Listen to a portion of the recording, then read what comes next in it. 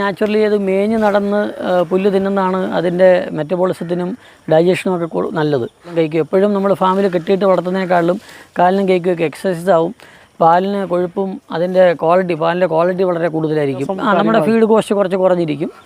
സ്റ്റാഫുണ്ട്, അവർ പോയി തിരിച്ച് വിളിക്കുമ്പോഴത്തേക്കും പിന്നെ ഓട്ടോമാറ്റിക്കായിട്ട് എല്ലാവരും കൂട്ടമായിട്ട് വരും. പരമ്പരാഗത രീതിയിൽ പശുക്കളെ മേച്ച് വളർത്തുന്ന ഫാമുകളുടെ എണ്ണം നമ്മുടെ കേരളത്തിൽ വളരെയധികം കുറവാണെന്ന് തന്നെ പറയാം. അത്തരം ഒരു ഫാമിലാണ് നമ്മളിപ്പോൾ എത്തിയത്. നമ്മുടെ തിരുവനന്തപുരം ജില്ലയിൽ വെള്ളയാണി എന്ന് പറയുന്ന സ്ഥലത്തുള്ള നമ്മുടെ ഗ്രീൻ ടു വൈറ്റ് നമ്മുടെ അരുൺകുമാറേട്ടൻ്റെ ഫാമിലാണ്. പശുക്കൾ പ്രകൃതിദത്തമായിട്ട് പറയുകയാണെങ്കിൽ നാച്ചുറലി അത് മേഞ്ഞ് നടന്ന് പുല്ല് തിന്നുന്നതാണ് അതിൻ്റെ മെറ്റബോളിസത്തിനും ഡൈജഷനും ഒക്കെ നല്ലത്. പ്രൊഡക്ഷനും ഒക്കെ നല്ലത്, ഇമ്മ്യൂണിറ്റി കൂടാനും ഒക്കെ വളരെ നല്ലത് ഈ മേഞ്ഞ് നടന്ന് തിന്നുന്നതാണ്. അതിന് കാലിനും കഴിക്കും എപ്പോഴും നമ്മൾ ഫാമിൽ കെട്ടിയിട്ട് വളർത്തുന്നതിനേക്കാളും കാലിനും കഴിക്കുകയൊക്കെ എക്സസൈസ് ആവും. പിന്നെ അതിന് ആവശ്യത്തിന് തിന്നാനായിട്ട് അത് നാച്ചുറൽ ഫുഡെന്ന് പറഞ്ഞാൽ പുല്ലാണല്ലോ, ഫോഡറാണ് അതിൻ്റെ നാച്ചുറൽ ഫുഡെന്ന് പറയുന്നത്.